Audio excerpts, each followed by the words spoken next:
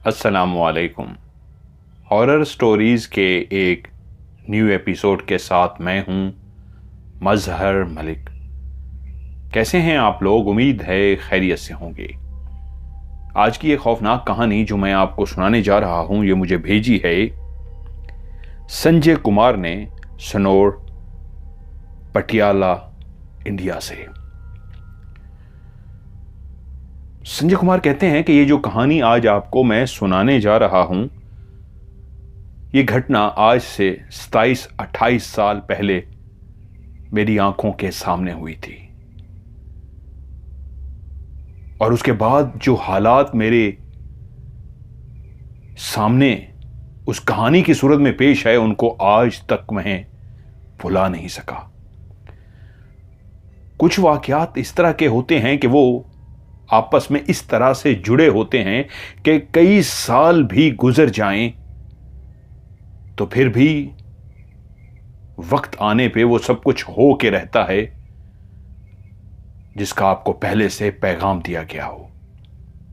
ये कहानी भी ऐसी ही एक खौफनाक कहानी है, एक सच्ची खौफनाक कहानी जो आपस में इस तरह जुड़ी हुई थी कि वो कहते हैं कि जब मेरे सामने भी आई तो सुन के मैं हैरान रह गया।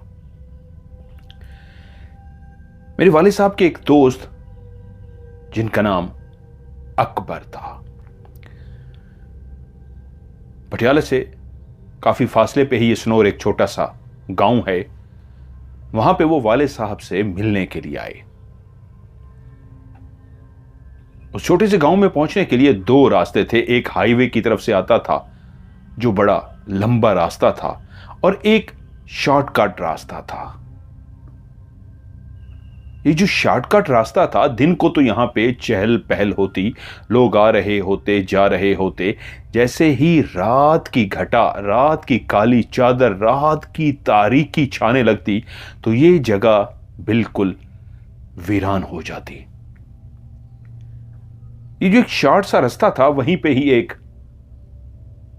दरगाह भी बनी हुई थी, इस अंदाज में कि छोटी सी मस्जिद बनाई गई थी और उस मस्जिद के साथ किसी की दरगाह थी, यानी कि कब्र शरीफ थी। कौन से अल्लाह के वली, कौन से अल्लाह के नेक बंदे वहां पे दफन थे, उसकी तारीख तो किसी को मालूम नहीं थी, लेकिन वो दरगाह और वो मस्जिद वीरान ही रहती। कभी कोई दिन के टाइम भूला बसरा वहां से गुजरता तो उस मस्जिद के अंदर नमाज पढ़ लेता, लेकिन शाम की तारीकी इस रास्ते को बेहद सुनसान कर देती। जब वो वाले साहब से मिलने के लिए अपने मोटरसाइकिल के ऊपर हमारे गांव तक पहुंच गए तो बातों का सिलसिला गपशप करते हुए उनको अंदाजा ना हुआ कि टाइम क्या हो चुका है। और जब उन्होंने वापसी के लिए इजाजत मांगी तो वाले साहब ने कहा, अब बहुत रात हो गई है। हाईवे वाले रास्ते की तरफ से आप जाएंगे तो वो बहुत लंबा रास्ता पड़ेगा, रात का टाइम है, वो भी वीरान सा होगा। लेकिन जो दूसरा शॉर्टकट रास्ता है वहां से तो कतअन नहीं जाना। वो मुसलमान थे, बोले क्यों, वहां से क्यों नहीं जाना?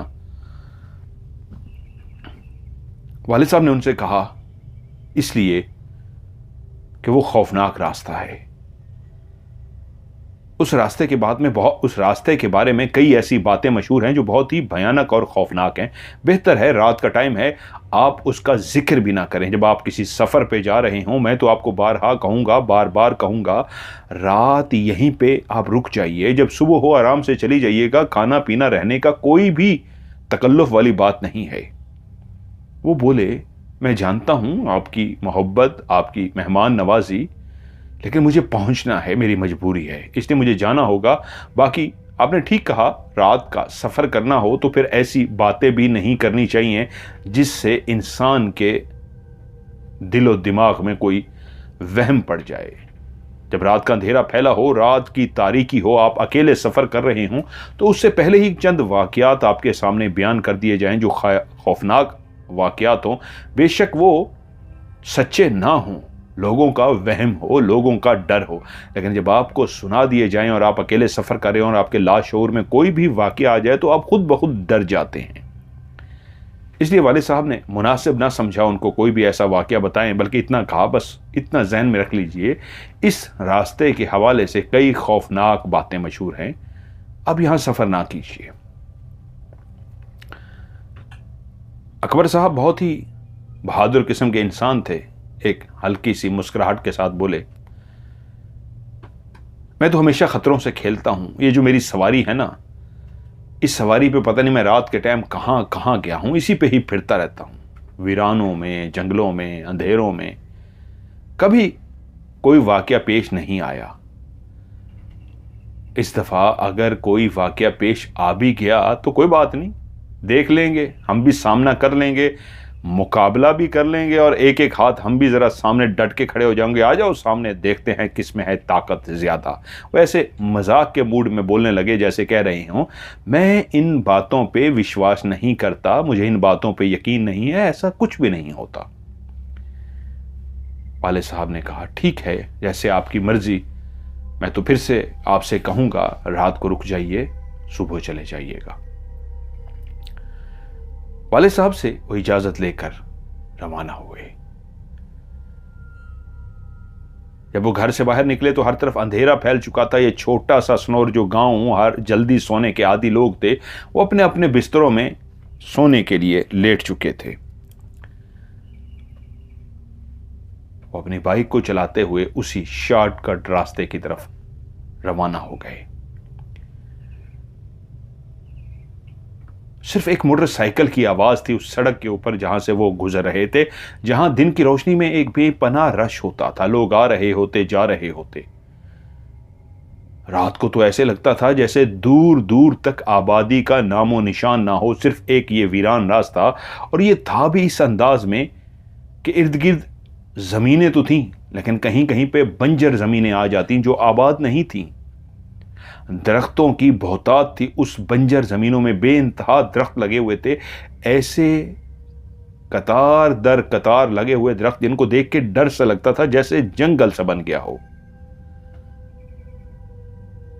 एक मखसूस रफ्तार से बाइक को चलाते हुए जब वो जा रहे थे तो उस सड़क के ऊपर वो जो रोशनी पड़ रही थी, उस अंधेरे को ख़त्म करने वाली रोशनी, मध्यम सी रोशनी उस मोटरसाइकिल की लाइट से निकल रही थी। जहां जहां तक वो रोशनी सड़क पर पड़ती जा रही थी, सड़क के ऊपर जितना भी अंधेरा था, उस अंधेरे का दिल चीरते हुए रोशनी पैदा कर रही थी। उस खूब अंधेरे में वो वाहिद बाइक से निकलने वाली हेडलाइट ही थी जिसको वो देखते हुए आगे बढ़ रहे थे। तो उनको महसूस हुआ जैसे कुछ ही फासले पे कोई मौजूद है। बाइक की रफ्तार थोड़ी सी और आहिस्ता की, करीब पहुंचे तो क्या देखते हैं, एक शख्स बाइक खड़ा हुआ है, बाइक के नीचे बैठा बाइक को ठीक करने की कोशिश कर रहा है, और एक औरत बेचैन सी उस मोटरसाइकिल के पास खड़ी है। उसने दुल्हन का लिबास तो नहीं पहन रखा था, लेकिन उसके लिबास से लगता था जैसे दोनों की नई नई शादी हुई हो। दुल्हन ने काफी जेवरात पहने हुए थे, काफी मेहंदी लगी हुई थी उसके हाथों पे, बन संवर कर खड़ी थी। शायद कोई मुसीबत के मारे बाइक खराब होने की वजह से वहां पे रुक गए थे। ये चलते हुए सीधे उनके पास गए और उनसे कहा, क्या मैं आपकी मदद कर सकता हूं? उस शख्स ने सर उठाया तो उनका अंदाजा बिल्कुल ठीक निकला। वो नया नवेली दूल्हा और दुल्हन थे, नई नई उनकी शादी हुई थी। वो बोला, आपका बहुत बहुत शुक्रिया, पता नहीं इसको क्या हुआ है, ये बंद हो गई है, और रात के इस अंधेरे में, वीराने में वैसे भी मैं और मेरी वाइफ काफ़ी परेशान हो गए। मैं तो खैर इतना नहीं डर रहा, मेरी वाइफ बहुत परेशान हो गई है। अकबर साहब बोले, आप घबराइए मत, आप हटिए, मैं देखता हूं। जितना उनको बाइक की समझ बूझ थी, उन्होंने जाके उसको स्टार्ट करने की कोशिश की, प्लग को देखा, जो भी छोटी मोटी चीज़ें देखते हैं, करंट नहीं आ रहा, ये नहीं आ रहा, पेट्रोल है, सारा कुछ देखा। तो बाइक के अंदर पेट्रोल भी मौजूद था, उसके अंदर वो चीज़ें जो चेक कर सकते थे उन्होंने चेक भी कर दी, कोई फॉल्ट ट्रेस ना हुआ। लेकिन बाइक थी कि स्टार्ट होने का नाम नहीं ले रही थी। वो बार बार किकें मार रहे थे, लेकिन बाइक किक मारने पे स्टार्ट नहीं हो रही थी। अब क्या होगा? वो जो दूल्हा था, जिसका उन्होंने नाम तक भी नहीं पूछा था, परेशान सा हो गया कि अब क्या होगा। तो वो बोले, परेशान क्यों होते हो,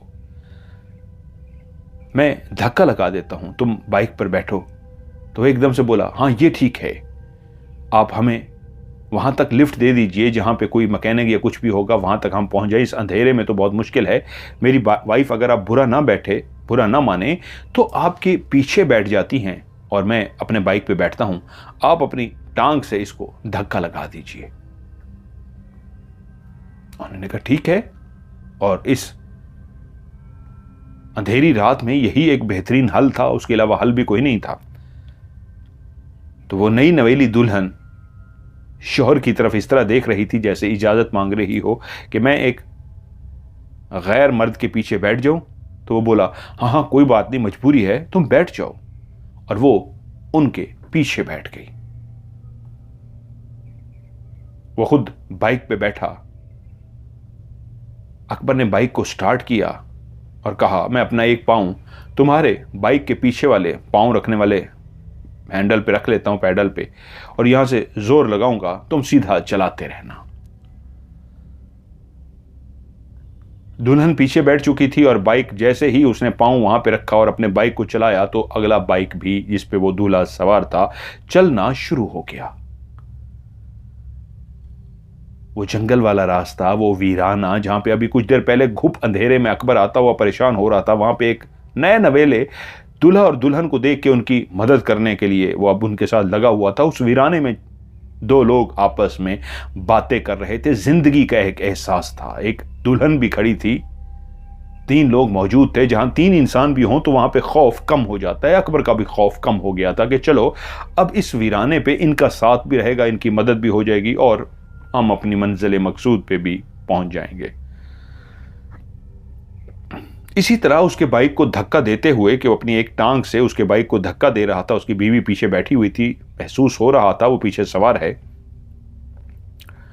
बाइक चलाते चलाते एकदम से अकबर को महसूस हुआ जैसे बाइक बिल्कुल हल्का हो गया हो। यानी जब आप बाइक चला रहे होते हैं, आपके पीछे कोई बैठा होता है तो एक वजन होता है, आप अकेले होते हैं तो वजन कम हो जाता है। तो उसको महसूस हुआ जैसे वजन बिल्कुल कम हो गया हो। वो हैरान से हुए कि बाइक का वजन क्यों कम हुआ है, पहले तो बहुत भारी था। ऐसा लगता था जैसे वो जिसको धक्का दे रहे हों उस पे भी उनकी पावर नहीं लग रही थी। अब पीछे जो खातून, जो उसकी दुल्हन थी, मौजूद थी, उसको टच करके तो नहीं देख सकते थे, पीछे मुड़ के देखना भी इजाजत नहीं देता मजहब, आपको किसी की बीवी को घूर के देखें। लेकिन ये इतना हल्का क्यों हुआ है? मैं उसके बाइक को भी धक्का लगा रहा हूं, लेकिन वहां पे भी पहले मेरा जोर लग रहा था, मुझे टांग से उसको बड़ा जोर दे के बैठना पड़ रहा था। अब उसके बाइक को मुझे जोर भी नहीं लगाना पड़ रहा और मेरा अपना बाइक भी बहुत ज्यादा हल्का फुल्का हो गया है। उसके दिमाग में, अकबर में जैसे ही ख्याल आया, वो हैरान सा हुआ कि तभी उसको महसूस हुआ कि कुछ गड़बड़ है। उसने अपनी निगाह तो पीछे मोड़ के नहीं देखी, लेकिन उसी लम्हे उसने देखा वो ड्राइवर जो बाइक पर बैठा हुआ, बाइक को सिर्फ स्टार्ट तो नहीं थी, उसकी बाइक चल ही नहीं रही थी, पीछे से ये धक्का लगा रहा था अकबर उसको। उसने देखा कि वो बाइक जिसको वो धक्का लगा रहा है खुद ही चलती हुई आगे चली गई। उसने कहा, मेरा पांव तो इस पैडल के ऊपर है जो बाइक के पैडल है, लेकिन बाइक आगे जा रही है। उसको झटका सा लगा कि ये हुआ क्या है, मैंने तो पांव रखा हुआ है तो आगे बाइक कैसे गई है? वो कंफ्यूज हो गया। और ये वाकई एक बहुत बड़ी कंफ्यूजन थी। बाइक आगे जा रही है, क्या बाइक लंबी हो गई है? जो ड्राइवर है, जिसको वो जो दूल्हा है बाइक को चलाते हुए, उसके सामने आगे जा रहा है, लेकिन उसने अपनी टांग देखी, टांग मेरी बाइक पे। वो एकदम से उसको झटका सा लगा, लेकिन उसने देखा नहीं, वो उसका वहम था, बाइक वहीं पे मौजूद थी। अब फिर से पांव भारी हो गया था, उसको जोर लगाना पड़ रहा था बाइक को, बाइक वहीं पे चल रही थी। उसने कहा, ये क्या हुआ था? क्या मेरा वहम था? अब उसको एहसास हुआ पीछे वो खातून भी बैठी है और जो उसके बैठने से, दो लोग बैठे हुए थे बाइक पे, जो वजन था डबल था, वो भी वैसे ही महसूस हो रहा था। पहले इस बाइक का वजन भी बिल्कुल हल्का महसूस हो रहा था, और जो दूसरा बाइक जिसको वो धक्का लगा रहा था उस पर भी उसका जोर लग रहा था, वो भी जोर बिल्कुल खत्म हो गया था। उसको ऐसा लग रहा था जैसे सिर्फ पांव रखा हुआ है, जोर नहीं लगाना पड़ रहा। उसी लम्हे उसने फिर से उसी तरह बाइक को चलाते हुए सोचा, क्या मेरा वहम था या ये क्या हुआ है मेरे साथ, कि उसी लम्हे उसको महसूस हुआ पीछे जैसे फिर से वो सवारी गायब हो गई है। जो नई नवेली दुल्हन पीछे बैठी थी वो पीछे नहीं है। जो बाइक चल रहा है उसको तो वो जोर लगा के जा रहा है, जोर भी लग रहा है, लेकिन उसको लग रहा है उसकी बाइक हल्की हो गई है। जैसे उसको एहसास हुआ मेरी बाइक बिल्कुल हल्की हो गई है, उसने पीछे मुड़ के, पूरी गर्दन तो ना घुमाई, लेकिन इस तरह मुड़ के देखा कि पीछे देखूं क्या वाकई मेरा वहम है या कुछ ऐसा है। उसने जैसे ही पीछे देखा, पीछे कोई भी नहीं बैठा था। उसके अवसान खता हो गए कि वाकई मेरा वहम नहीं है तो सच है। पीछे कहां गई वो बाइक को रोकना चाहता था या उसके शौहर से कहना चाहता था कि तुम्हारी बीवी कहीं गिर गई है, उतर गई है, क्या हुआ है। इससे पहले कि वो उसको मुखातिब करता, उसने देखा शां करके बाइक चलाता हुआ वो आगे चला गया। उसको अपना पांव वापस रखना पड़ा। इस दफा बाइक लंबा नहीं हुआ था, वो शां करके आगे चला गया और उसको बाइक वहीं पे अपनी टांग, अपना पांव अपने पैडल पे रखना पड़ा। और वो थोड़ा सा आगे बाइक चला के गया, फिर स्लो करता हुआ उसके करीब आ गया और एक शैतानी मुस्कुराहट के साथ मुस्कुरा के उसकी तरफ देखा। इस वक्त जब उसने मुस्कुरा के अकबर की तरफ देखा तो उसकी मुस्कुराहट एक ऐसी भयानक मुस्कुराहट में बदल चुकी थी जैसे उसकी आंखें चमकना शुरू हो गई थी, और उसकी मुस्कुराहट भी एक शैतानी मुस्कुराहट की तरह थी। उसके जिस्म ने एक झुरझुरी सी ली। वो तो उसको कहना चाहता था कि यार तुम्हारी बीवी पीछे नहीं है, गिर गई है, क्या हुआ है, लेकिन वो खुद ही बाइक चला के कैसे आगे चला गया। और अब उसको देख के वो इस तरह मुस्कुरा रहा था कि उसको लगा कि ये क्या चक्कर है, कि उसी वक्त उसको अपने कंधे के ऊपर एक बोझ महसूस हुआ। जैसे ही उसको अपने कंधे के ऊपर बोझ महसूस हुआ तो उस बोझ को महसूस करते हुए उसने बाइक को संभाला। उसका तवाज़ुन बिगड़ रहा था कि एकदम से उसको महसूस हुआ उसकी बीवी उसके कंधे पे सवार हो चुकी थी। जैसे आप किसी बच्चे को अपने कंधे पे बिठाते हैं कि वो अपनी दोनों टांगें आगे की तरफ करके और पीछे आपके कंधे पे सवार होता है, आप उसका हाथ पकड़ लेते हैं, इस अंदाज में उसके सर को पकड़ के वो छलांग मार के उसके कंधे पे सवार हो गई थी। वो इसलिए शैतानी मुस्कुराहट के साथ मुस्कुराया था क्योंकि वो देख रहा था अपनी बीवी को कि बीवी तो उसके ऊपर चढ़ रही है, और जब वो छलांग मार के उसके कंधे पे बैठ गई तो वो शदीद घबरा गया। अब वो बाइक को तवाज़ुन बिगड़ने से बचाने के लिए पहले ही उसकी स्पीड आहिस्ता कर रहा था, बिल्कुल आहिस्ता कर चुका था, और जब वो छलांग मार के उसके ऊपर बैठी तो बाइक नीचे धड़म से गिर गया। जैसे ही बाइक नीचे गिरा तो वो जो उसके कंधे पे सवार थी उसी लम्हे कंधे से गायब हो गई, और उसने देखा वो जमीन के ऊपर गिरा हुआ है, हेडलाइट्स ऑन है, इर्द गिर्द घुप अंधेरा है, और मोटरसाइकिल की रोशनी बिल्कुल सामने दरख्त की तरफ जा रही है।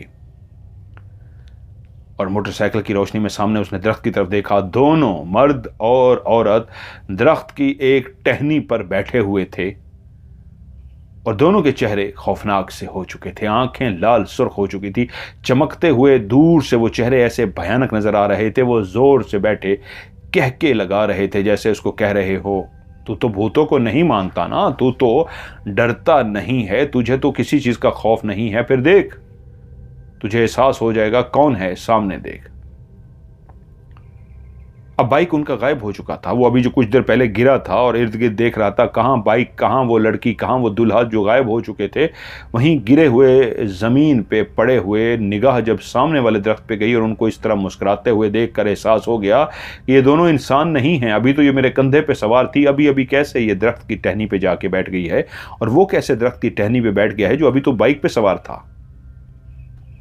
अकबर को अंदाजा हो चुका था उसका पाला किसी ऐसी मखलूक से पड़ चुका है जो इंसान नहीं, जो जिन्नात या शयातीन में से हैं। उसके दिमाग में एक ही ख्याल आया, थोड़े ही फासले पे वही मस्जिद और दरगाह है, मुझे जितनी जल्दी वहां पे पहुंच जाना चाहिए, मुझे वहां पे पनाह मिल सकती है। वरना जिस शैतानी ताकत से मेरा पाला पड़ चुका है हो, ये मुझे मार देंगे। और रात की इस तारीकी में तो यहाँ पे कोई आता भी नहीं है। पहले ही वो मुझे कुछ बातें बताने लगे थे, लेकिन मैंने उनसे कह दिया था ऐसी बातें ना करें। मैं अगर उनकी बात मान लेता, आज रात वहीं रह लेता, तो ये ज़्यादा बेहतर होता। बहरहाल अब भी ज़िंदगी बचानी है तो मुझे भागना होगा, वरना ये मार डालेंगे मुझे। तभी उसके कानों में एक आवाज़ सुनाई थी। वही मर्द जिसका बाइक खराब हुआ था, जिसने कहा था देखिए चेक कीजिएगा, पता नहीं इसको क्या हुआ है, स्टार्ट नहीं हो रही। वो एक कहका लगाते हुए बोला, ये तेरी जिंदगी की आज आखिरी रात है। तू भागना चाह रहा है, भाग, देख कहां तक भाग सकता है। बहुत टाइम पड़ा है, बहुत टाइम पड़ा है, तू भाग, चल खेल खेलते हैं, तू भाग। उसने जल्दी से बाइक उठाई, अल्लाह का कलाम पढ़ना शुरू किया। बाइक स्टार्ट ही थी, उसने गियर लगाया, बाइक दौड़ा दी। रात के उस अंधेरे में जहां पे वो एक मखसूस स्पीड के साथ बाइक को चला रहा था, अब वो इतनी तेजी से बाइक को चला रहा था, नीचे कोई गड्ढा है, धक्का है, रोड टूटी हुई है।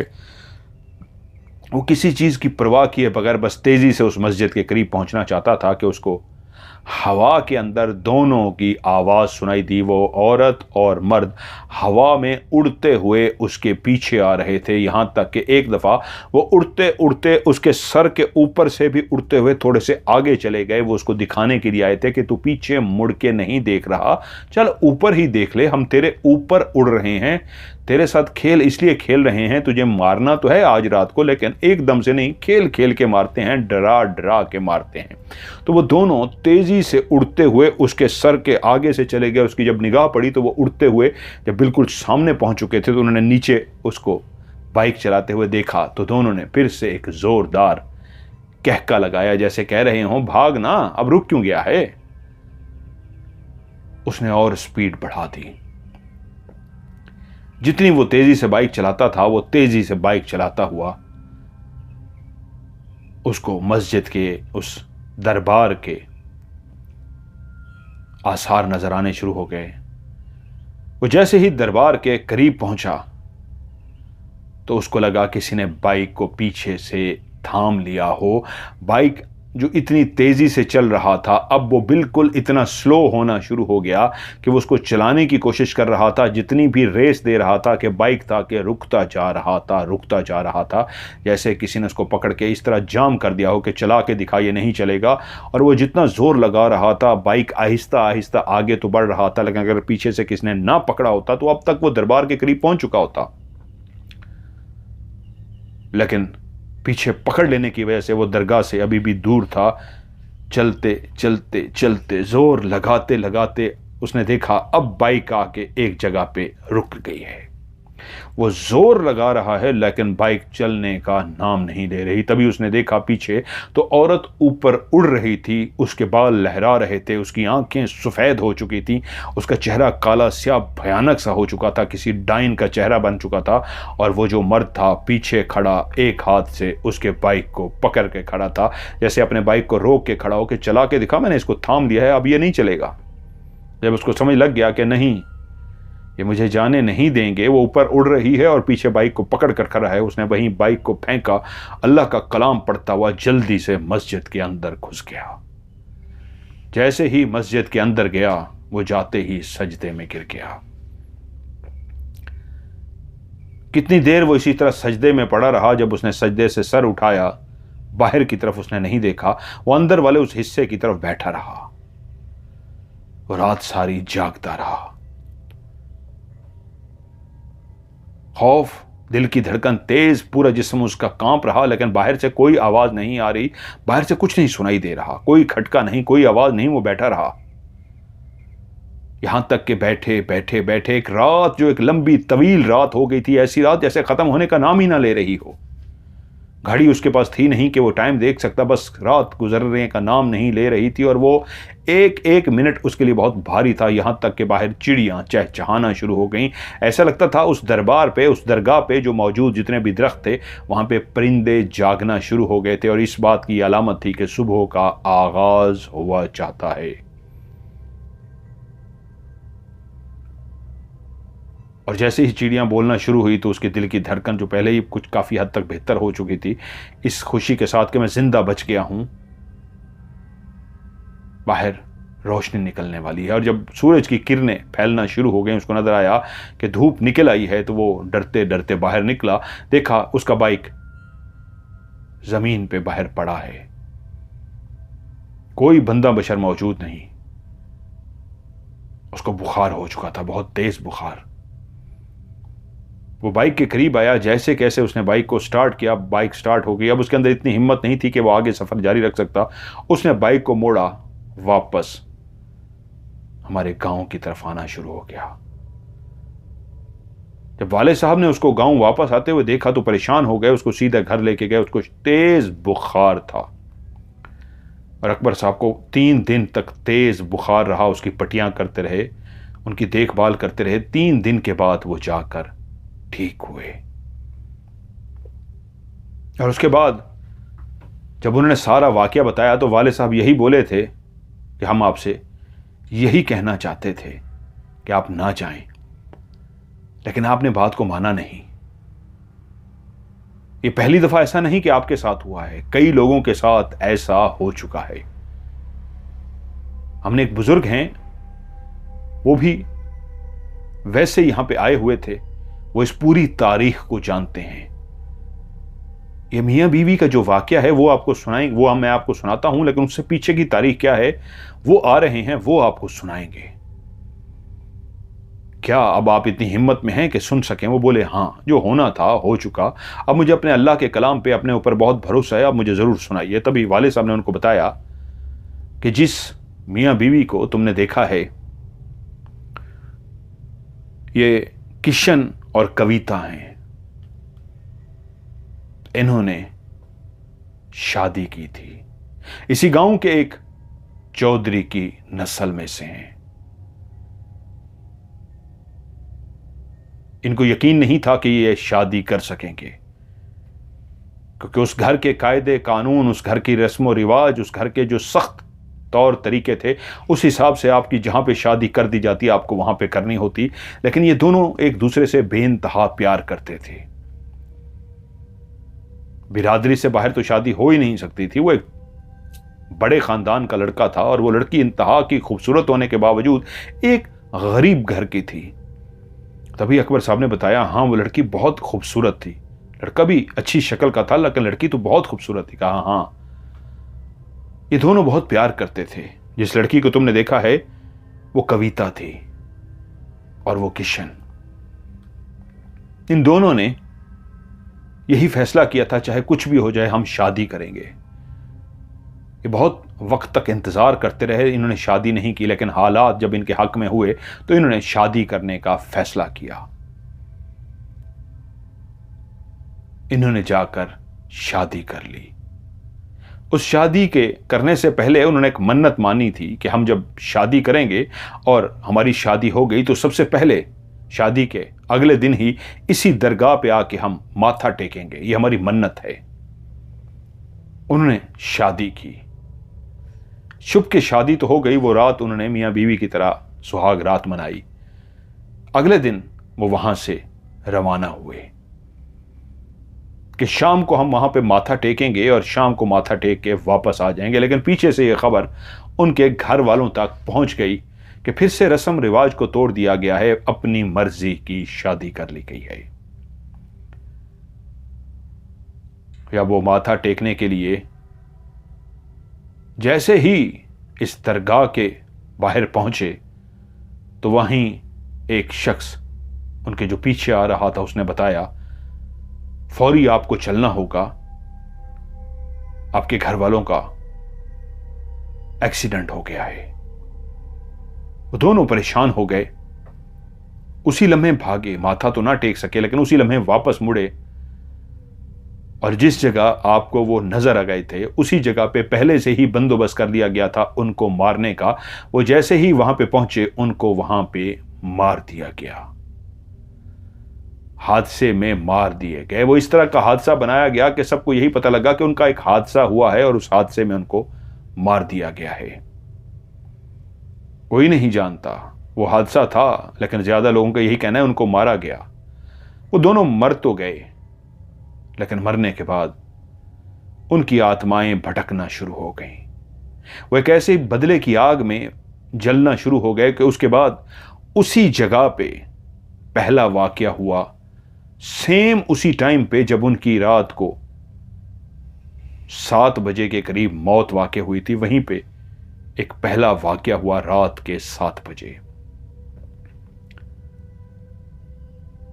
और उसके बाद उस जगह पे जब भी कोई हादसा होता वो एक ही जगह पे होता और रात के 7 बजे होता। जितने भी वाकयात हुए थे वो अगर जिंदा बच जाते तो वो बता सकते कि उनके साथ क्या बीती थी, क्या उनके साथ हादसा हुआ था। शुरू शुरू में लोगों ने एक आम से हादसा समझे, लेकिन जब ये पता लगा कि एक मखसूस टाइम पे ही हादसा होता है और बातें भी कुछ खुली कि उनको भी मारा गया था, हादसा नहीं हुआ था, तो जब पे दर पे कई अमवात हादसे की सूरत में वहीं पे होने शुरू हो गई तो लोग डरना शुरू हो गए कि इस जगह पे हादसा नहीं होता, कुछ मौजूद है, कोई भूत है, कोई प्रेत है, कोई आत्मा है, कोई चुड़ैल है, कोई डाइन है, कुछ तो है जो हादसा करके इंसानों को मार देती है। लोग घबराना शुरू हो गए। मसला यह है वहां से आज तक कोई जिंदा बचकर नहीं आ सका। लोग जब पहुंचते थे तो वहां पे हादसा होकर लोग मर चुके होते थे। कई दफा ऐसी आवाज सुनाई दी, दूर रहने वाले लोग जो उस जगह से, उन्होंने एक खौफनाक हादसे की आवाज सुनी जिनसे उनको अंदाजा हुआ कोई खौफनाक हादसा हुआ है। जो भाग के आए तो पता चला कि इस टाइम पे हुआ है, लेकिन जब तक वो पहुंचे लोग मर चुके होते थे।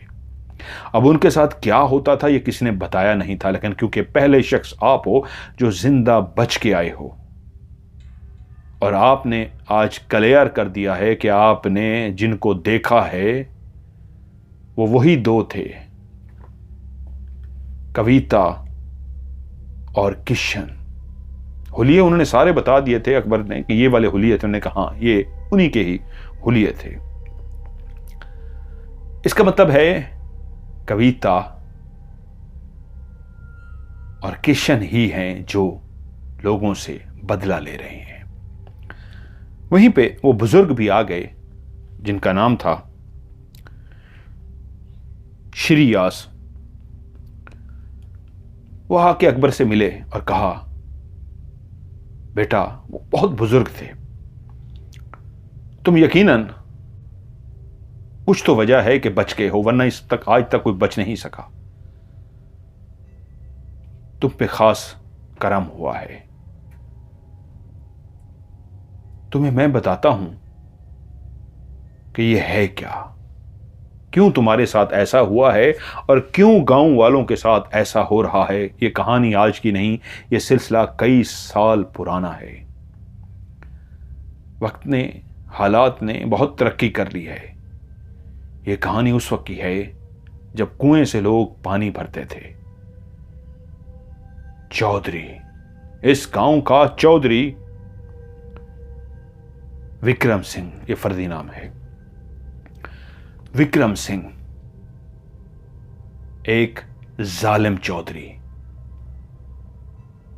लोगों को उसके बारे में ज्यादा तो नहीं पता, लेकिन कहा यह जाता था कि उस जालिम ने अपने बाप को भी मार डाला था। वो बाप का अकलौता बेटा था।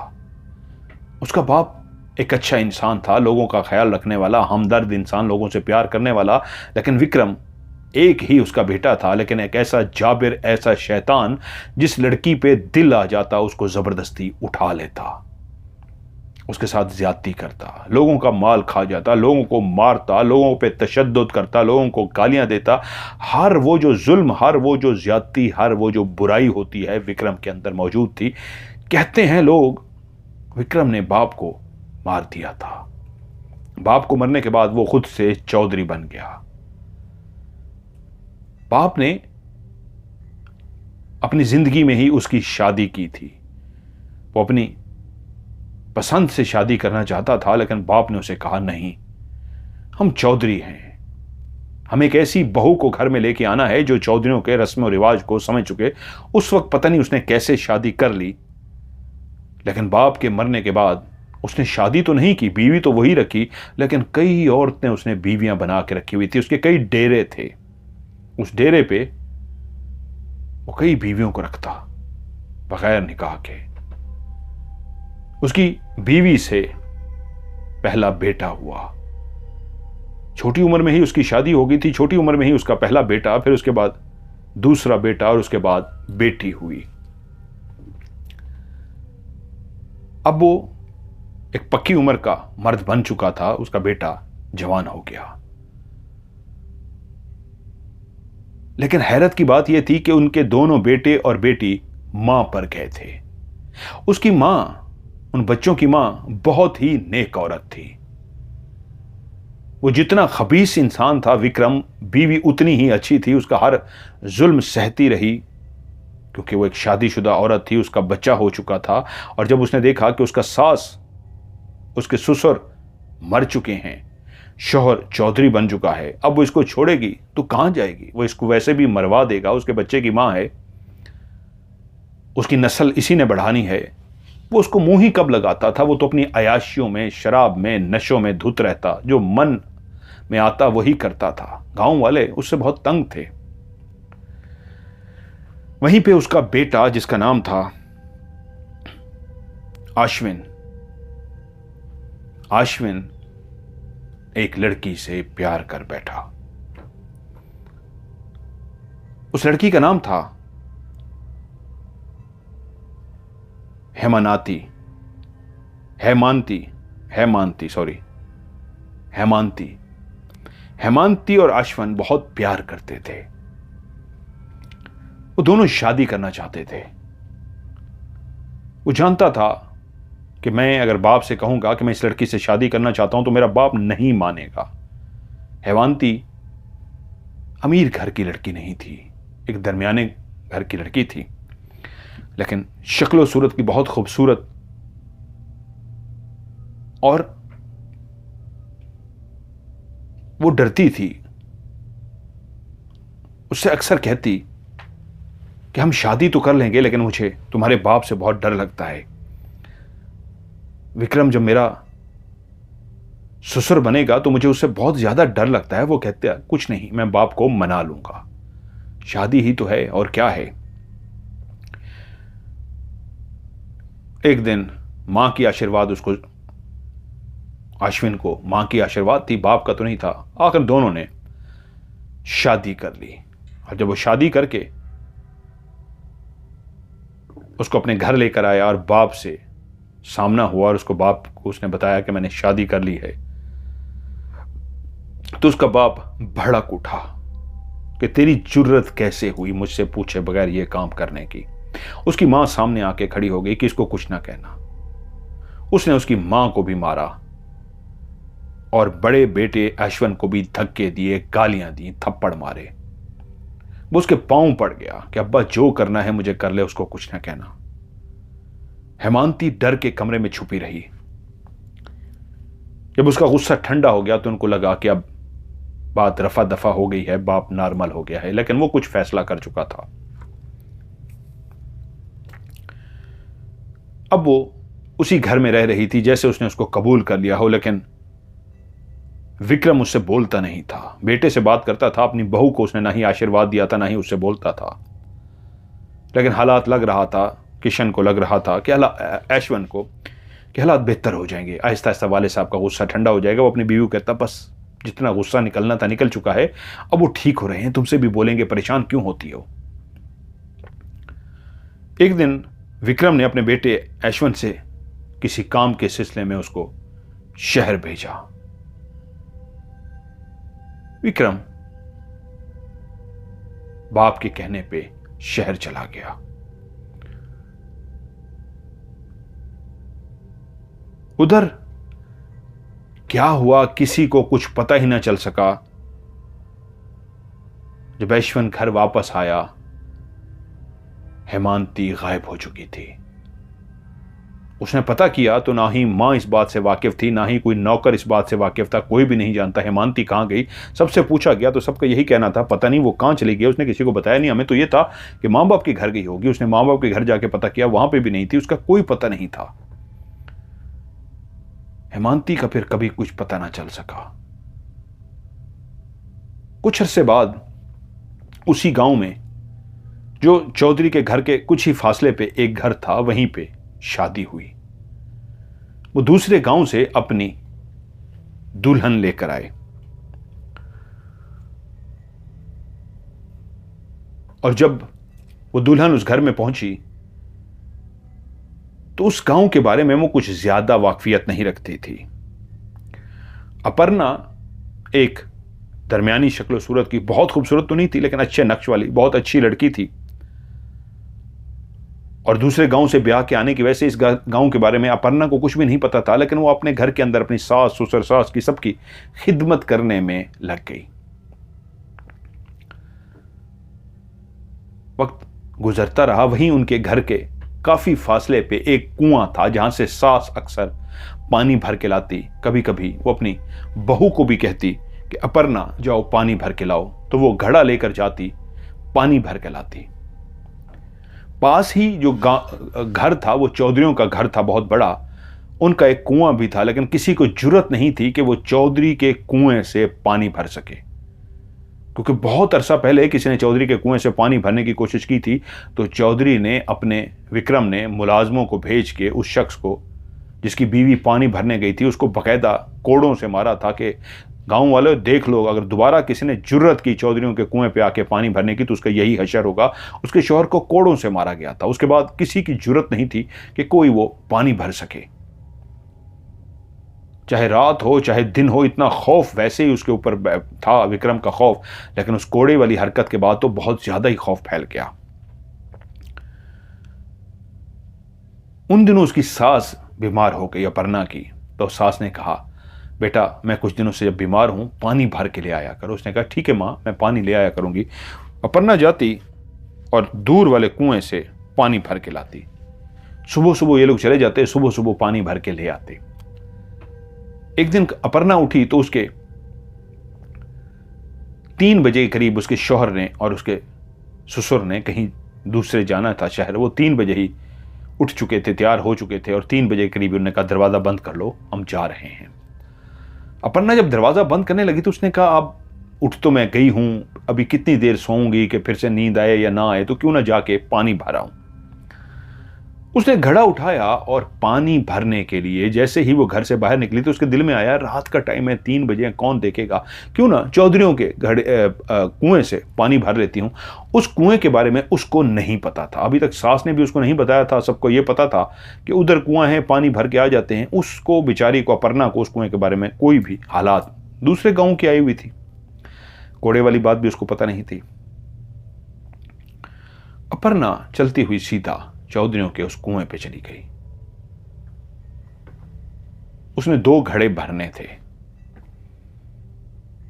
कुएं के उस रस्से को जो गोल गोल बंधा होता था, उसको गोल गोल घुमाना होता था, लकड़ी को जिसके ऊपर वो लिपटा होता था, और वो कुएं के अंदर जाके गिर जाती, पानी वो भर लेती। और उसके बाद वो जब उस लकड़ी को गोल गोल घुमाते, रस्सा लिपटता जाता और वो जो खाल की बनी होती थी या चमड़े की वो जो पानी भरती थी वो बाहर निकल आती और उससे वो अपने घड़े में पानी भर लेते। उसने पहला पानी का घड़ा भर लिया। जब दूसरा पानी का घड़ा भरने के लिए उसने दोबारा उसके अंदर उसको डाला और वो पानी का उसके अंदर भरा, तो इस दफा जोर उसका काफी ज्यादा लग रहा था। वो परेशान हो गई, क्या हो गया, किस बात पे जोर लग रहा है। खैर उसने जैसे कैसे जोर लगा के, अच्छा खासा जोर लगा के उसको ऊपर खींच तो लिया। जैसे ही ऊपर खींचा तो उसने देखा उसके अंदर पानी की बजाय एक संदूक रखा हुआ था, लकड़ी का संदूक। उसने उसको खींचा पानी के लिए तो देखा इसमें तो संदूक है, ये संदूक कहां से आ गया। उसने जैसे ही संदूक को देखा, उसको खोलने के लिए वो आगे हाथ बढ़ाने लगी। उसके हाथ कांप रहे थे, उसकी दिल की धड़कन तेज थी। ये कुएं में से संदूक कैसा निकला है।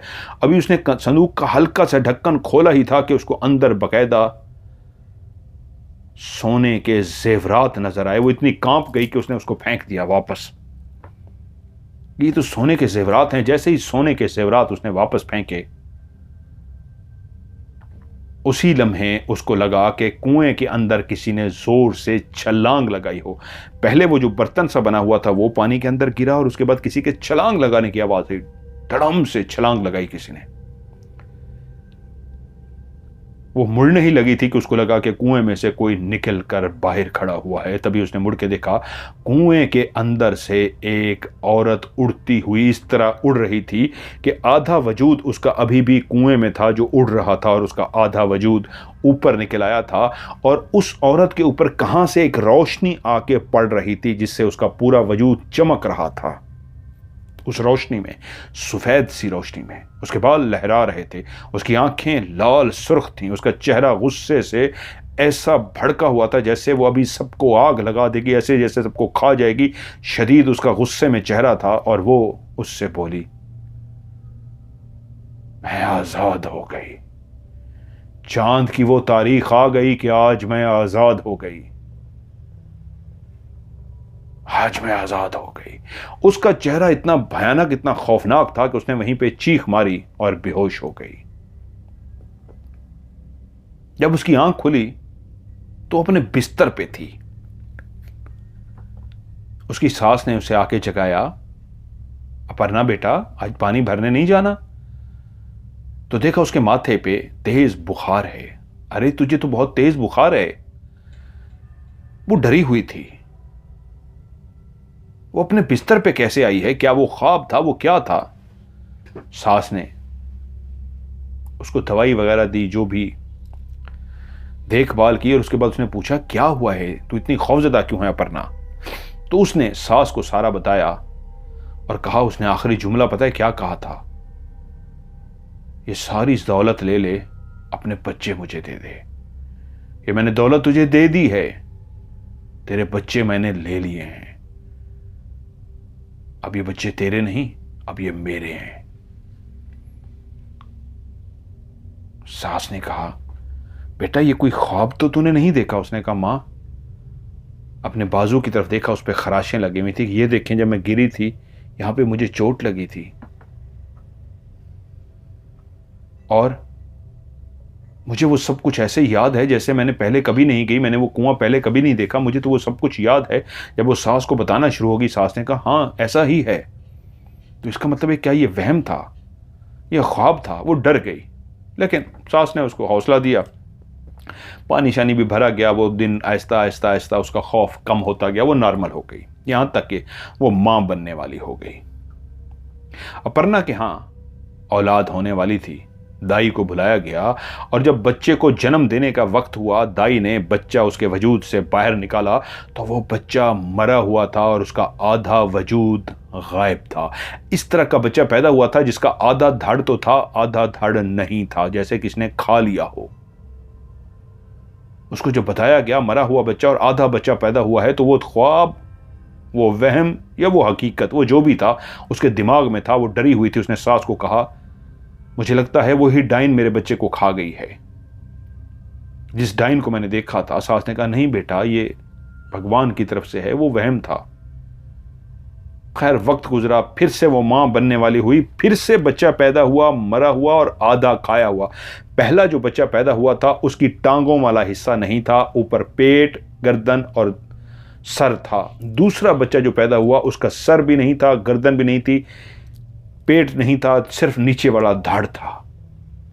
दूसरा बच्चा जब ऐसा पैदा हुआ तो सास को भी फिक्र लायक हुई कि मामला कुछ गड़बड़ है। वो फौरी तौर पे भागे, एक पुजारी के पास। उसको जाके सारा वाकया बताया। वो दूसरे गांव में गए थे, अपर्णा के गांव में, और अपर्णा नहीं बताया था, हमारे गांव में एक ऐसा है जो बहुत पहुंचा हुआ है। जब उसके पास गए तो उसने कहा, रुको, अभी बुला लेते हैं। उसने अपर्णा को वहीं पे बिठा दिया। उसकी सास भी वहां पे बैठ गई, अपर्णा का शौहर भी वहां पे बैठ गया। अपर्णा के घर वाले आए हुए थे। उसने अपने बाकी बंदों को कहा, तुम लोग सारे बाहर चले जाओ। कुछ देर वो पढ़ता रहा, पढ़ता रहा, पढ़ता रहा। उसने एक झाड़ू रखा हुआ था, धूनी दे के, धुआं दे के उस झाड़ू को धुएं से भरता और अपर्णा के ऊपर से उस झाड़ू को गोल गोल घुमाता, यहां तक कि थोड़ी देर के बाद अपर्णा कांपती कांपती कांपती अपर्णा ने आंखें खोल दी। अपर्णा के अंदर हाजिरी हो चुकी थी और अपर्णा जब बोली तो अपर्णा की आवाज नहीं थी, कोई और औरत थी जो बोल रही थी। और तभी उसने कहा, कौन है तू? तेरा नाम क्या है? वो चुप रही तो उसने वो जो झाड़ू हाथ में पकड़ा हुआ था वो जोर से उसकी कमर पे मारा तो वो चीखी, जैसे उसको जोर से झाड़ू लगा हो, और चीख के बोली, मारता क्यों है? बताती हूं। बोल, कौन है तू? तो उसने कहा, हेमांती, मैं हेमांती हूं। अपर्णा की सास चौंक गई। वही हेमांती जो कभी गायब हो गई थी, जिसके बारे में कभी किसी को नहीं पता चला था, उसके शौहर को भी नहीं पता था कि वो शहर गया था। पीछे हेमांती कहां गई? हेमांती, तूने इसके वजूद को क्यों कब्जे में कर रखा है? क्यों इसको तकलीफ पहुंचा रही है? क्यों? और देख, मैंने तुझे बुला लिया है, मैं तुझे तकलीफ भी दे सकता हूं, तुझे नुकसान भी दे सकता हूं, और वादा करता हूं तेरे साथ, अगर तू मेरे साथ तावन करेगी, मैं भी तेरे साथ तावन करूंगा, तुझे जलाऊंगा नहीं। बोल। उसने कहा, ठीक है, तू मेरे साथ वादा कर, मैं इसको छोड़ दूंगी।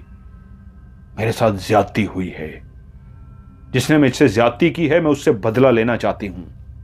तू मुझसे वादा कर, मैं इस खानदान को कुछ नहीं कहूंगी। उसने कहा, हां, मैं तुझसे वादा करता हूं। जब पहली दफा अपर्णा के यहां बेहोश हुई थी, उस वाकये में जहां पे वो कुएं के पास गई थी और वापस आके अपने घर में सोई हुई मिली थी, हैरान थी मैं घर कैसे वापस आ गई। उसके बाद एक तब्दीली आई थी, उनके पास बेइंतहा दौलत आनी शुरू हो गई थी। जब पहला बेटा हुआ था तब भी उनके पास काफी दौलत थी, जब दूसरा बेटा पैदा हुआ था वो भी आधा खाया हुआ, उस वक्त भी उनके पास बेइंतहा दौलत आ गई थी। इन 2 सालों में उनके पास कहां कहां से पैसा आया था वो खुद भी हैरान थे, बहुत ज्यादा दौलतमंद हो गए थे। तो तब हेमांत, उसने बताया, नाम उसका क्या है, हेमांती, कि इनके पास जो दौलत आई है ये मैंने दी है, और इसके दोनों बच्चे से मैंने कहा था, तुझे मैं दौलत तो दूंगी, तेरे बच्चे खा जाऊंगी। मुझे ताकतवर होने के लिए बच्चे चाहिए थे, मैं इसके दोनों बच्चों को खा गई हूं। लेकिन पूछ इनसे, क्या इनको दौलत मैंने नहीं दी? उन्होंने बताया, हां दी है। लेकिन वो तो नहीं जानते थे कि हेमांती ने दी है। हेमांती, तूने क्यों इसके बच्चों को खाया है? और तेरे साथ क्या जुल्म हुआ है जो तू मुझसे कह रही है मैं तेरे साथ ताउन करूं? उसने बताया, मेरी कहानी चौधरी विक्रम के बेटे आश्विन से मेरी शादी हुई थी। आश्विन को मैंने कहा था, तेरा बाप बहुत जालिम है, हम शादी करेंगे, वो मुझे नुकसान पहुंचाएगा। लेकिन वो कहता था, अब्बा दिल के बहुत अच्छे हैं, शुरू में बड़ा गुस्सा करेंगे लेकिन फिर गुस्सा उनका ठंडा हो जाएगा। और जब हम लोग वहां पे पहुंचे थे तो मां भी बचाने के लिए दरमियान में आ गई थी। उसने अपनी बीवी को भी मारा था, विक्रम ने अपने बेटे को भी मारा था, बुरा भला कहा था, गालियां दी थी, लेकिन मुझे बचा लिया गया था। कई दिनों तक वो नाराज रहा। बेटा यही समझा कि बाप आहिस्ता आहिस्ता ठीक हो रहा है, वो बेटे के साथ बोलना शुरू हो गया, बीवी के साथ बोलना शुरू हो गया, लेकिन कोई नहीं जानता था उसने दिल में बोझ डाल रखा है और वो मौके की तलाश में था। बेटा यही समझा कि अब सब कुछ ठीक हो रहा है, वालिद मान गया है, लेकिन उसने बेटे को चालाकी से, तरीके से शहर भेज दिया। जैसे ही बेटा शहर गया, उसने अपने मुलाजमों के जरिए मुझे मेरे कमरे से ही अगवा करा लिया। वो अपने डेरे पे मुझे ले गए। उसने मुझसे कहा कि तेरी इतनी जुर्रत कैसी हुई, तू नहीं जानती थी वो किसका बेटा है, तूने उससे फिर भी शादी कर ली। उसने मुझे बहुत बुरा भला कहा, गलीज गालियां दी, और उसके बाद अपने मुलाजमों से कहा, इसके साथ वो करो ये किसी को मुंह दिखाने के काबिल ना रहे। वो शैतान सामने खड़ा होके देखता रहा और एक एक करके उसके मुलाजिम मेरी इज्जत लूटते रहे, और वो कह के लगाता रहा और उनको हिदायत देता रहा, ये करो ये करो, और वो सब कुछ मेरे साथ करते रहे। जब वो मेरे साथ कर चुके, मुझे लहू लहान कर चुके, तो उसके बाद बोला, चलो अब इसको मार के कुएं में फेंक दो। लेकिन उससे पहले वो एक बंदोबस्त कर चुका था। वो एक शैतान था, मैं उसके बारे में नहीं जानती थी। उन्होंने मुझे मारा और मारने के बाद कुएं में फेंकने का इरादा रखते थे कि वहीं पे ही उसका इरादा आखिरी टाइम पे बदल गया। वो कोई शैतानी ताकत हासिल करना चाह रहा था। एक शैतानी आमिल उसके पास आता था। वो उसके पास आया और वो शैतान से उसने कहा, हमने उसको मार दिया है, अगर उसका वजूद किसी काम में अमल में इस्तेमाल हो सकता है तो ठीक है, नहीं तो हम उसको फेंक देते हैं। और मरने के बाद मुझे पता चला वो एक और शैतानी अमल कर रहा है। वो ताकत हासिल करना चाहता है। वो उसने एक ऐसा आमिल अपने पास रखा हुआ है जो उसको काला जादू ऐसा सिखा रहा है जिससे वो लंबी उम्र पाना चाहता है, जिससे उसके पास और दौलत आए और अयाशी आए और वो लंबी उम्र तक जवान रह सके। तो उस आमिल ने, उस शख्स ने मेरे वजूद को आके देखा और कहा, ये मर तो गई है लेकिन इसकी आत्मा को शांति नहीं मिली। इसकी आत्मा तो मौजूद है और वो यहीं कहीं है। वो वाकई ताकतवर था। उसने कहा, इसको दफनाना नहीं है, इसको कुएं में डाल दो और मैं जो अमल करूंगा वहीं कुएं में ही ऊपर फेंकता रहूंगा। उन्होंने मेरे मुर्दा वजूद को कुएं के अंदर फेंकवा दिया और बंद करा दिया कि इस कुएं को इस्तेमाल कोई नहीं करेगा। उससे पहले ही गांव वाले तो खौफ के मारे उस कुएं को इस्तेमाल नहीं करते थे। कोड़े मारे गए थे एक दफा पानी इस्तेमाल करने पे। अब मेरा वजूद उसके अंदर इस तरह दफना दिया गया कि वो अमल करता और टुकड़ों को आग लगा के उसी पानी के अंदर फेंकता। कुछ कागज काले जादू के होते, वो उनको जलाता और उसी कुएं में डालता। वो बहुत कुछ करता रहा और मेरी आत्मा कैद होकर रह गई। मैं कई सालों तक उसके अंदर कैद रही। लेकिन एक बात मुझे पता लग चुकी थी कि अगर एक चांद की मखसूस रात को कोई इस पानी को आके बाहर निकाले तो मैं बाहर निकल सकती हूं। और मैं ताकतवर उस वक्त होंगी जब मैं किसी बच्चे को खा लूं। और फिर एक चांद की तारीख को ये लड़की आई और इसने मुझे बाहर निकाल दिया। मैं आज़ाद हो गई और मैंने इसे कहा, मैं तुझे दौलत दे दूंगी लेकिन तेरे बच्चे लूंगी। मैंने इसके दोनों बच्चे खा लिए। अब मैं ताकतवर हो चुकी हूं। मैंने इसके बच्चे इसलिए नहीं खाए कि मुझे इससे जिद है, इसके बदले मैंने इसे दौलत दी है। पूछो इसको, बेइंतहा दौलत दी है और आगे भी दूंगी, लेकिन मैं अपना बदला लूंगी। तुमने मुझसे वादा किया था कि तुम मुझे छोड़ दोगे, मेरा बदला पूरा नहीं हुआ, क्योंकि मैंने उस खानदान का ऐसा हशर करना है कि ये सिर्फ विक्रम नहीं, इसकी औलाद के कुछ और लोग भी हैं जो आगे चल के बहुत कुछ करेंगे। वो भी अंजाम को पहुंचेंगे। अभी मुझे मेरा बदला लेना है। अब जिसने हाजिरी कराई थी वो समझ गया था कि तो बदले की आग में भड़क रही है। चौधरी विक्रम सिंह के बारे में वो भी नहीं जानता था। उसने कहा, इसकी क्या गारंटी है कि तू सिर्फ अपना बदला लेगी, किसी और को नुकसान नहीं पहुंचाएगी, क्योंकि तू ताकतवर हो चुकी है। उसने कहा, ठीक है, मैं तुझे वचन देती हूं, मैं अपना बदला लेके यहीं वापस आऊंगी और जब तक मेरा बदला पूरा नहीं होता ये सारे खानदान वाले यहीं पे रहेंगे। इसके हां 2 बेटे और 1 बेटी पैदा होगी। इसके 2 बेटों को मैंने खाया है, 2 बेटे इसके और पैदा होंगे और इसकी बेटी भी पैदा होगी। और जब तक मेरा बदला पूरा नहीं होता ये यहीं आपके पास रहेंगे। मेरा बदला पूरा हो जाए मैं यहीं आके इन्हीं के सामने आपको बता दूंगी कि अब मैं जा रही हूं। उन्होंने कहा, वचन दो। एक अमलियात की दुनिया में जो एक कसम और वादा किया जाता है वो उससे लिया गया और उनको कहा गया, अब आप लोगों ने बाहर नहीं जाना, अंदर ही इस दायरे कड़े में रहना है, खाना पीना आपका यहीं पे होगा। उन लोगों का खाने पीने का बंदोबस्त वहीं पे कर दिया गया। वो वहां से तो चली गई, लेकिन 2 रातों के बाद वो वापस आई। जब 2 रातों के बाद वापस आई तो उसने वो रात को सोया हुआ शख्स उसको जगाया और कहा, मैं अपने वादे के हिसाब से वापस आ गई हूं आपको बताने के लिए। वो अपने बिस्तर से उठकर बैठ गया। वो कमरे में खड़ी हुई थी सामने अपने असली वजूद में। उस दिन तो वो अपर्णा के वजूद में हाजिर हुई थी, आज वो अपने असली वजूद में सामने खड़ी थी। उसकी आत्मा उसने कहा 2 दिन इसलिए लग गए, मैं 1 दिन में ही काम तमाम कर देती। विक्रम तो मेरे फौरन हत्थे चढ़ गया। वो जो शैतानी आमिल था मैं उसको ढूंढ रही थी, वो बहुत दूर चला गया था। वो कई जिंदगियों को तबाह कर चुका है और वो जो शैतानी अमल कर रहा है उसमें उसको काफी ताकत भी मिल चुकी है। मुझे उसका मुकाबला करने के लिए ही 2 बच्चों को खाना था, इसलिए मैंने जब 2 बच्चों को खा लिया तो उतनी ताकत मैंने हासिल कर ली है कि मैं उसका मुकाबला कर सकती।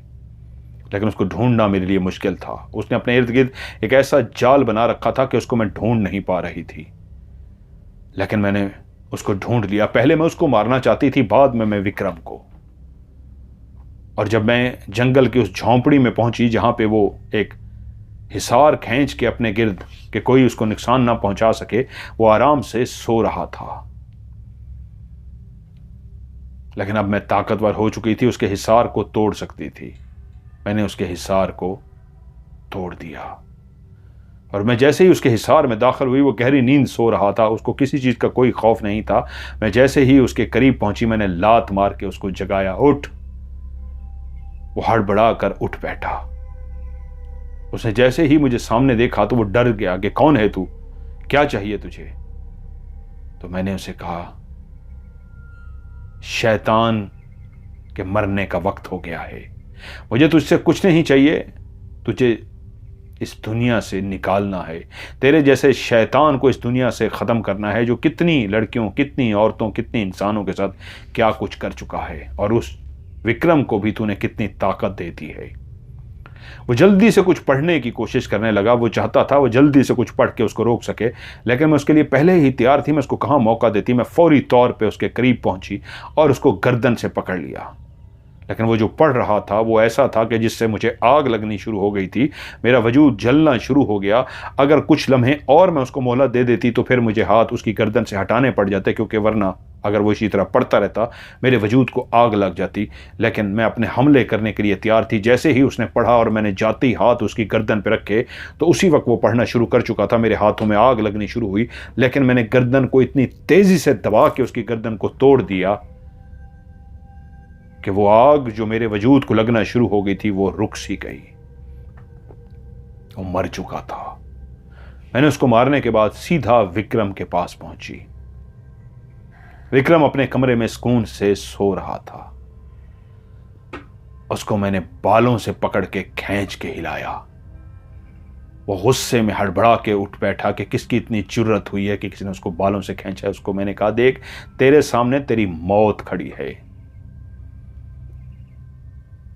और देख, तूने मेरे साथ ज्यादती की थी ना, आज देख मैं तेरे साथ क्या करूंगी। उसको वहीं पे मैंने बांध दिया। वो कुछ भी ना कर सका और उसके मुलाजमों को मैंने जगाया।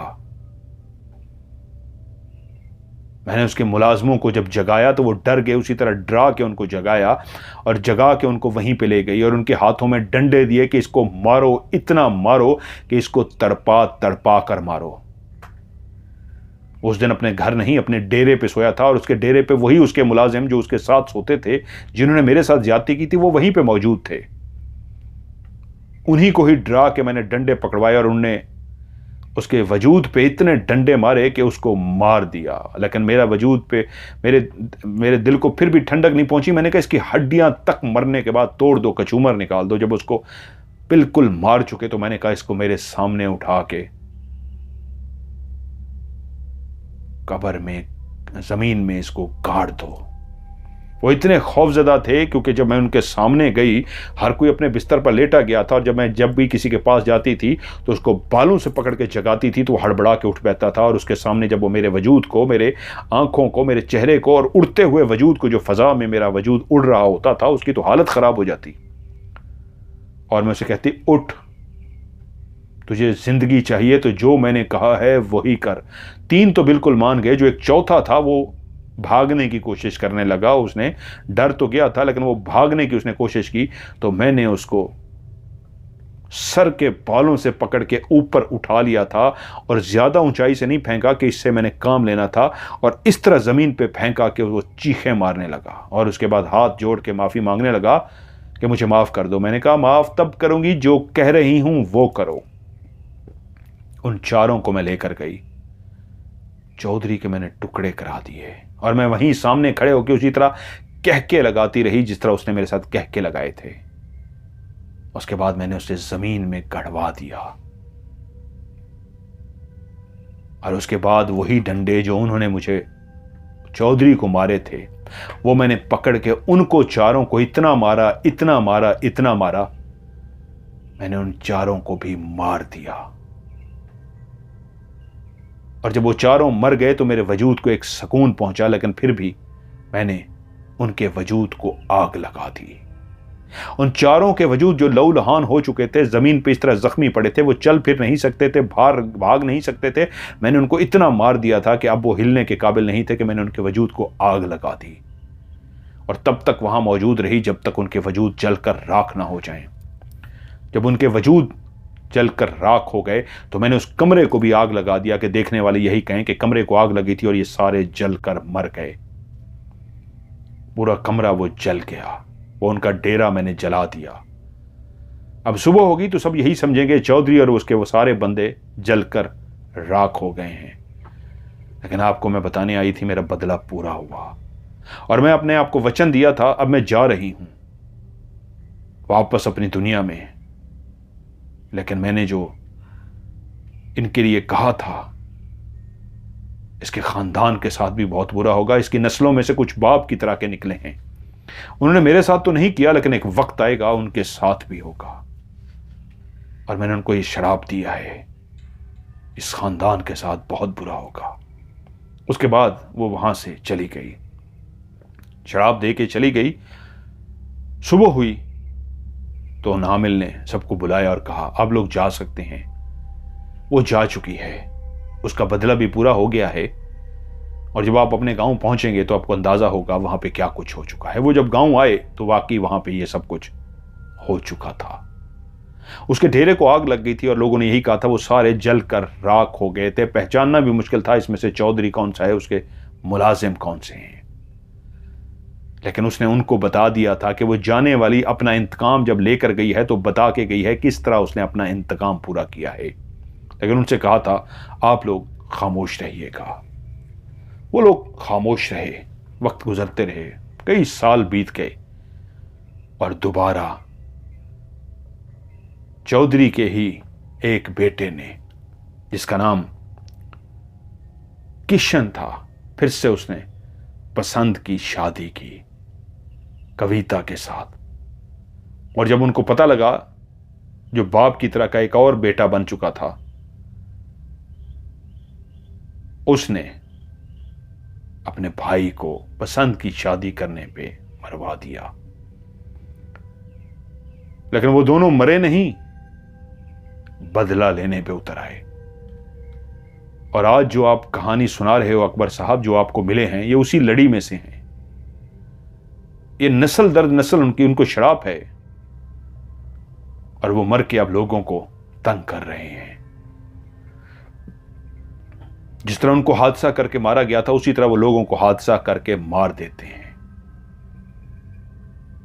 जो कहानी आपको सुनाई है इसको कई साल बीत चुके हैं, वक्त बदल गया, लेकिन इस खानदान को दिया हुआ उस औरत का श्राप नहीं गया।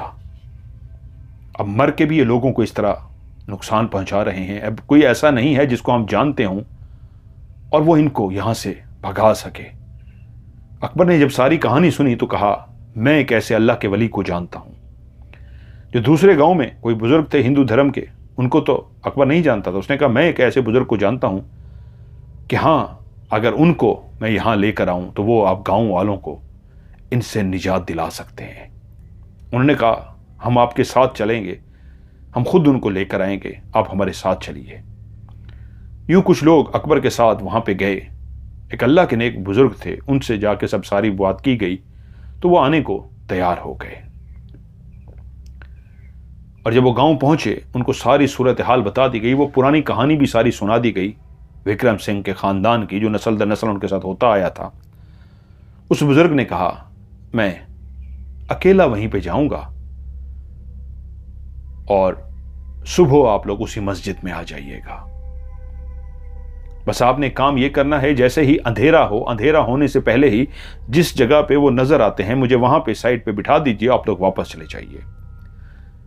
वो लोग उनको लेकर गए अंधेरा होने से बहुत पहले, शाम को ही, वो जगह कि ये जगह है जहां पे करीब करीब ये दोनों नजर आते हैं। उनको वहां पे एक साइड पे बिठा दिया गया, कच्ची जमीन पे वो बुजुर्ग बैठ गए, अपनी तस्बीह लेके जिक्र में मशगूल हो गए। ये लोग वापस चले गए। जब सुबह हुई ये लोग मस्जिद में गए तो वो बुजुर्ग मस्जिद में मौजूद थे। वो रात को इबादत करते रहे थे, क्या करते रहे थे। वो उनको मस्जिद से लेके गांव गए, उनको नाश्ता वगैरह कराया। तो बुजुर्गों से पूछा, बताइए क्या हुआ? तो वो बोले, अल्हम्दुलिल्लाह काम हो गया, जिस काम के लिए मैं आया था वो काम हो गया।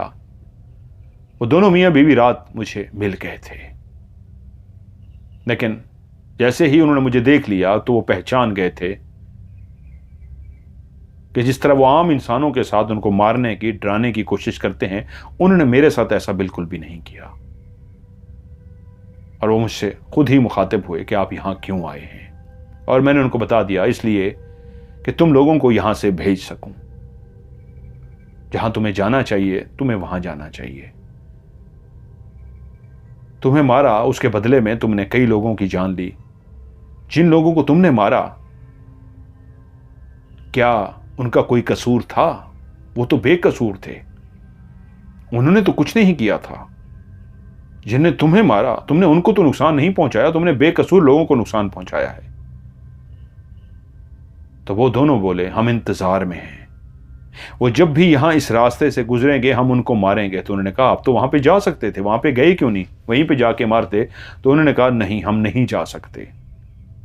और उन्होंने कुछ ऐसी वजह बताई, बुजुर्गों ने कहा कि मुझे समझना पड़ा, हाँ वो नहीं जा सकते, इसलिए वो यहाँ पे इंतज़ार में हैं और अपना गुस्सा दूसरों पे निकाल रहे हैं। खैर, मैंने उनसे काफ़ी देर बातें की और कुछ इस तरह की मामलात थे जिस पे वो तैयार हो गए।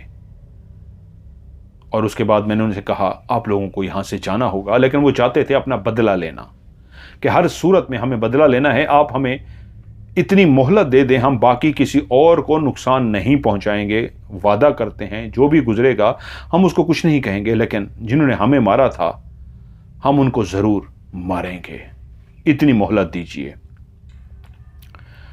उस बुजुर्ग ने यह कहा, जिसने भी गलत किया है दुनिया में भी उसके लिए सजा है, आखिरत में भी उसके लिए सजा है, तो तुम ये अल्लाह पे छोड़ दो, अल्लाह जरूर इसका तुम्हें सिला देंगे। उन्हें तुम्हारे साथ बुरा किया है, लेकिन तुमने भी तो उसके बदले में क्या लोगों को मारा है। परेशान मत हो, उनके साथ भी इस दुनिया में बुरा होगा। लेकिन वो गिड़गिड़ाते रहे कि हमें इतनी मोहलत दे दीजिए, हम खुद आपके सामने आए हैं। रात को जब आप यहां पे बैठे थे, शाम को वो आपको छोड़ के गए हैं, तब भी हमने देख लिया था आप हमारे लिए आए थे। आप बैठे रहे, हम इंतजार में थे कि घुप अंधेरा हो, हम आपके सामने आए, हम दोनों आपके सामने आ गए हैं। और हमने आपसे कोई लड़ाई नहीं की, हमने आपसे कोई बहस नहीं की। जानते हैं आपके पास खुदा का कलाम है, आप बहुत ताकतवर हो, सिर्फ इतनी मोहलत मांगी है। आपका इल्म भी इतना ज्यादा है, हमारे पास एक खास एरिया है जिससे आगे हम नहीं जाते, उससे आगे हम जाएंगे तो हम नुकसान में आते हैं। आप अपने इल्म की रोशनी में इतनी मोहलत दे दीजिए, हमारे लिए जो एक रास्ता लगा है इसको खोल दीजिए। क्योंकि जिन्होंने हमें मरवाया था वो उस खानदान की रीत को भी जानते थे, इसलिए उन्होंने एक लाइन लगा दी है जिस लाइन को हम क्रॉस नहीं कर सकते। इसलिए जहां पे हमारा हादसा हुआ था, जहां पे हम मरे थे, हम वहीं पे ही मौजूद हैं। बस इतनी मोहलत दे दीजिए, जो आप हमसे कसम देते हैं, जो आप हमसे हल्फ लेते हैं, हम लेने को तैयार हैं। ये लाइन खोल दीजिए एक रात के लिए, उसके बाद हम यहां से चले जाएंगे। बुजुर्ग कहते हैं वो बहुत रोए और मैंने उनके लिए वो लाइन खोल दी। जिस लाइन से आगे वो नहीं जा सकते थे, उससे आगे वो जाते तो उनको आग सी लगती थी, वो मैंने उनका जगह हटा दी। मारने वालों ने ही ये मतलब मंतर जंतर करवाने वालों से ही ये दायरा लगवाया था कि ये बाहर ना निकल सके।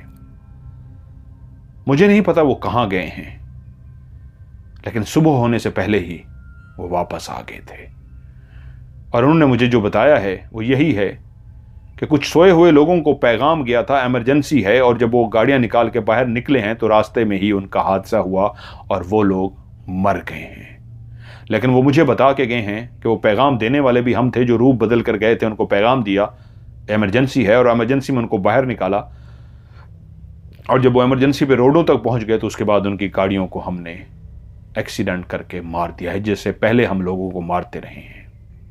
और उसके बाद वो हमेशा के लिए यहां से चले गए, क्योंकि उसके बाद वो रुक भी नहीं सकते थे। जब बुजुर्ग सारी बात बता चुके तो गांव के किसी एक शख्स ने उनसे सवाल किया, आप तो अल्लाह के वली हैं, अल्लाह के नेक बंदे हैं, आपने उनको ऐसा मौका क्यों दिया? आप चाहते तो उनको नहीं मार सकते थे, आपने वो दायरा क्यों खोला? उनने कहा, ये दोनों बेकसूर थे, दोनों अच्छे इंसान थे, अच्छे किरदार के मालिक थे। उनको बांध दिया गया था जिसकी वजह से वो गैर बेकसूर लोगों को मारते रहे। मरने के बाद भी अगर आपकी आत्मा, आपका हमजाद भटक रहा हो तो याद रखिए, ये जो इनका भटकता हमजाद है, अगर ये इनको मैं भेज भी देता, इनका भटकता हमजाद नुकसान पहुंचाता। और मैं जान चुका था उनका गुस्सा, उनकी नफरत को देख चुका था। मैं किसी की बद्दुआ नहीं लेना चाहता, मैंने किसी को नहीं मारा, ना किसी को किया है, मैंने तो सिर्फ उनका रास्ता खोला है। और कुछ काम अल्लाह ही बेहतर जानता है। मेरे दिल में ये क्यों बात आई कि मैं रास्ता खोलूं, इनको जाने दूं, मैं नहीं जानता। मेरे दिल में आई, मैंने अल्लाह से पूछा, रास्ता खोल दिया। वो आए हैं, वापस आके मुझे शुक्रिया अदा करके चले गए, हमेशा के लिए चले गए हैं। अब वो कभी नहीं आएंगे, अब कभी यहां पे हादसा नहीं होगा। बुजुर्ग तो एक दिन रहे, उसके बाद चले गए, लेकिन उसके बाद कभी भी उस जगह पे दोबारा हादसा नहीं हुआ। हादसात तो होते हैं, लेकिन एक मखसूस जगह बनी हुई थी जहां पे टाइम भी वही होता था जब भी हादसा होता था, और वहीं उसी जगह पे ही हादसा होता था। और जितने लोग भी उस जगह पे हादसे में होते थे, सब के सब मारे जाते थे। लेकिन कहते हैं उसके बाद दोबारा कभी भी वहां पे कोई हादसा नहीं हुआ, ना ही कोई मारा गया। ये जो श्राप होता है और ये जो नस्ल दर नस्ल चलती हैं चीजें, ये आज भी हैं। आज भी कई ऐसे घर हैं जिनके बड़ों ने कुछ किया था, और अगर बच्चों ने अपनी आदत नहीं बदली, रिवायात नहीं बदली, अपने हुस्न इखलाक नहीं बदला, अपने आप को नेक नहीं किया, वो भी अपने बुजुर्गों की तरह बदकार बने, बुरे बने, तो उनके साथ भी वक्त ने बहुत बुरा किया है। इसलिए कहते हैं, चाहे खून के रिश्ते हों, चाहे दोस्त हों, या चाहे मां बाप क्यों ना हों, आप अपने आमाल के मालिक हैं। आपको अपना किरदार अच्छा करना है, आपको अपना हुस्न इखलाक अच्छा करना है, आपको अपनी जिंदगी खूबसूरत बनानी है। कौन क्या कर रहा है, उसका किरदार क्या है, उसका अमल क्या है, आपने उस पर अमल नहीं करना। इसी में हम सब की बेहतरी है। आज की कहानी आप लोगों को कैसे लगी, नीचे कमेंट्स में जरूर बताइएगा। वीडियो को लाइक कीजिएगा, दोस्तों के साथ शेयर जरूर कीजिएगा।